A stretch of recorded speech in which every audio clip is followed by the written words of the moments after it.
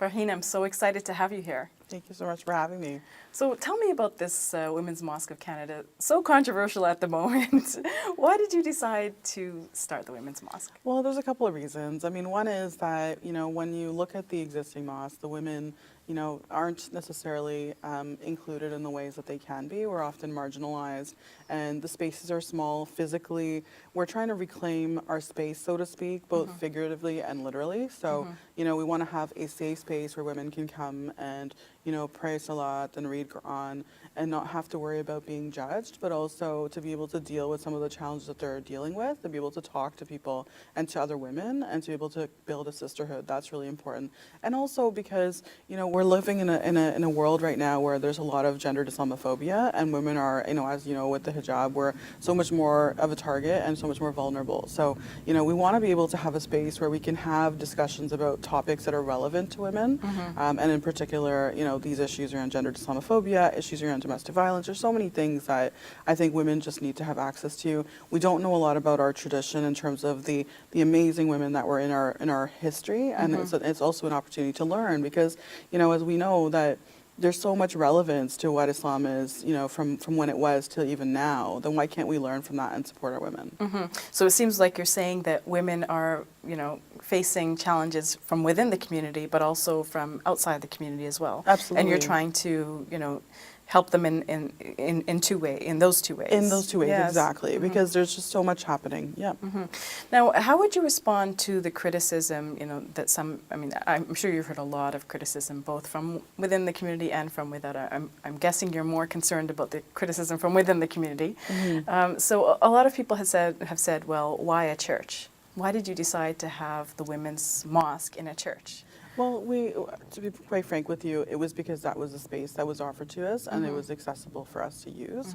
Also because, we wanted to also build bridges. So part of the, the idea is that if we build bridges with our community, our sister faiths, then, we're able to actually start to have a conversation and start to challenge some of the Islamophobia that we are dealing with, right?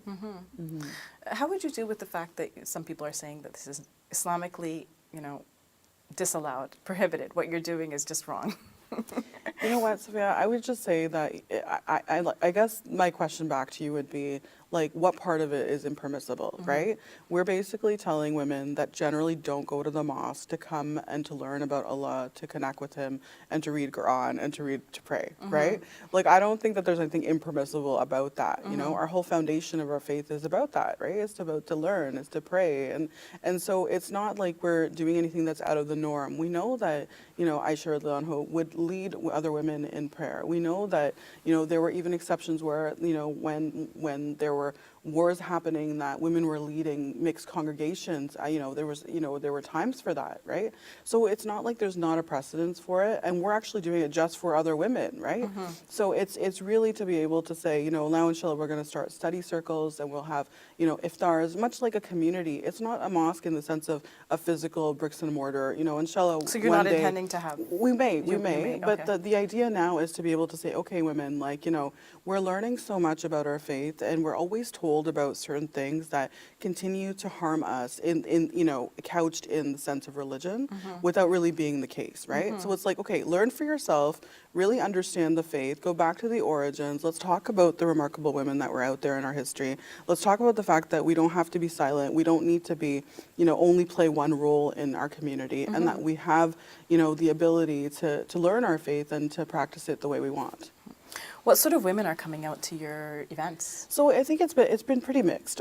Part of it is that it's amazing because a number of women that haven't gone to the mosque before or went when they were much younger but haven't, or who don't even remember how to pray or don't know how to, read Quran and stuff like that are coming out. So that's really great because then they're actually, in many ways for the first time connecting with Allah subhanahu wa ta'ala, right? Which is huge for us. But also there's some women from the community as well. I think at this point, because there's so much questioning about whether this is or isn't permissible, unfortunately, that some of the community women that go to the mosque haven't come out as much.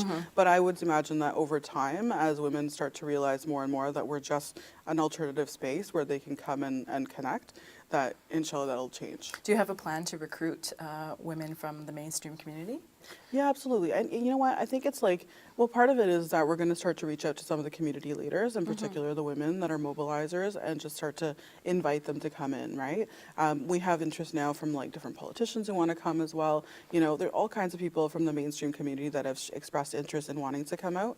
So we're going to continue to do that. In fact, the first one that we launched a couple of weeks ago, that one was actually attended by a large majority of them were also non-Muslim, right? So we had half and half. The ones on the carpets were Muslim, but the ones who were sitting in the back that you wouldn't be able to see, there were a lot of non-Muslims there that were just there to observe. Okay, so there are non-Muslims and Muslims who are, part of, people who go to the mosque regularly, and there are also people who, are new or perhaps they've been disenchanted for quite a long time, Right. and they're coming back now and, they want to learn more. I For guess. sure. Yeah. Absolutely. How would the women's mosque relate to other movements around the world? We've seen a lot of women-led movements in the Muslim community, and I guess it's not necessarily recent because there are women's mosques in Yes. different parts of the world. Yes, absolutely. Not very many, but there are a But few. there Can are you a tell me a few. little bit about those and how Yeah. your project relates to that? Yeah, for sure. So I mean, like, there's we know that there's the women's mosques in China, and those are like, clearly like women imams and women congregations and stuff like that, and that has a lot to do with their history of being oppressed. So the men decided that as a collective community, that it's also important to make sure that the women are also knowledgeable so that they can continue to impart that information and education to their kids, right? Which I think is great. So there's that precedence. But then there's also like the one in Denmark, there's the one in California, the Women's Mosque of America, and I would say that we've kind of modeled our model a lot more to the American group, and so they also started in the same way, doing it at different churches and stuff like that. Oh, they did? Yeah, Okay. and now they're also, now that they've been around for a number of years, they're trying to also build bridges with the existing communities. So just to say, like, let's have, quarterly co-ed sessions where, we have, like, for example, in Ramadan this year, they're going to have qiyam and stuff like that, where there will be a male, leading, but there'll be a mixed group, as in, like, male, and both men and women will be present, right? So this way, you were trying to, I think, foster more of a sense of family and community too.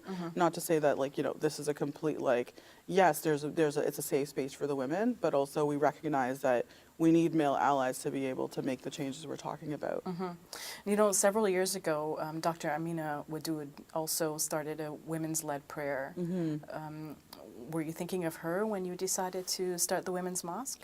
No, not particularly. I know Okay. she did. I know she did, but that was a mixed group. I mean, for me, it was just to say, you know what, there are these challenges in the mosque. I grew up in the mosque. My dad started the first mosque in Mississauga, alhamdulillah, so I know very well what the value of a mosque is, but I'm also recognizing that there are a lot of women that just aren't going.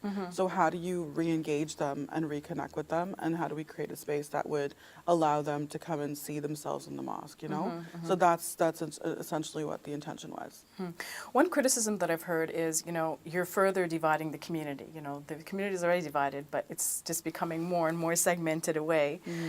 So how would you respond to that? Have you given up on the mosque yourself? And, do you intend to maybe work towards making mosques more accessible and open and to women as well? Yeah, absolutely. I mean, I don't think I've given up on it. I think what I'm doing is that, our leaders obviously need time to be able to make the mosque more accessible. What does that mean, I guess, is the big question, right? Like, even if we made the physical spaces larger, would women be on the boards? Would women have say in the content that's being delivered in khutbahs? Would they actually do khutbahs, right? Like, all of these questions are things that, I don't think realistically, or would you have a separate space where women are, like, in this women's section only doing their own khutbahs? Like, does that even seem like it's realistic within our existing models? I don't know, right? And so my question is to say, okay, yes, absolutely, we want to have the conversations, we want to talk to the imams, we want to talk to the women within the existing mosque spaces to say, how do we make this more accessible? But at the same time, let's also have that alternative space to say, this is a place where women can come and hear other women speak to them about topics that are relevant to them, and there's nothing wrong in doing that, right, as an alternative space. And if they want to continue to go to the regular mosque, they can absolutely do that. What are your future plans for the women's mosque? Well, right now our goal is to really build some sort of a movement, right? Where we're really trying to educate women, we're trying to empower them to really understand the faith and to really shift the mindset of people in our community about the status of women, right, in Islam, right, versus what we're seeing, unfortunately, sometimes in our homes and things like that. So that's ultimately our goal. So we've been talking to girls and young women in different parts of the country to say, let's start the same type of thing. Let's start, study circles. Let's start to really understand our faith and our value as women. Thank you very much for your time, Farheen. I really appreciate it, and I wish you all the best, really, with this project. Thank you so much.